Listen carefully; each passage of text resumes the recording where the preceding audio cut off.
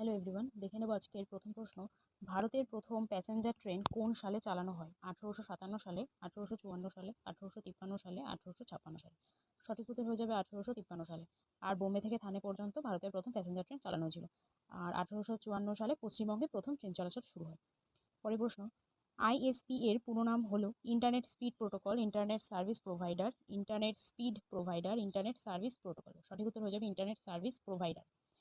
আর এই আইএসপি এমন একটি কোম্পানি যা ব্যক্তিগত ও ব্যবসায়িক উভয় গ্রাহকদের ইন্টারনেটে অ্যাক্সেস প্রদান করে। পরের প্রশ্ন, নিউটনের গতিসূত্রের অপর নাম কি? গমনের সূত্র, সরণের সূত্র, জাড্য সূত্র, গতিসূত্র। সঠিক উত্তর হয়ে যাবে জাড্য সূত্র। পরের প্রশ্ন, পিঁপড়ের হুলে কোন অ্যাসিড থাকে? Tartaric acid, methanoic acid, lactic acid, acidic acid. সঠিক উত্তর হয়ে যাবে মিথানোয়িক অ্যাসিড। আর এই মিথানোয়িক অ্যাসিডের রাসায়নিক সূত্র HCOOH। আর মিথানোয়িক অ্যাসিডের অন্য নাম ফর্মিক অ্যাসিড। আর টার্টারিক অ্যাসিড থাকে তেঁতুলে, ল্যাকটিক অ্যাসিড দইতে দেখতে পাওয়া যায়, আর অ্যাসিডিক অ্যাসিড থাকে ভিনিগারে। আর পিঁপড়ের হুলে যেমন মিথানোয়িক অ্যাসিড থাকে, তেমনি মৌমাছির হুলেও মিথানোয়িক অ্যাসিড দেখতে পাওয়া যায়।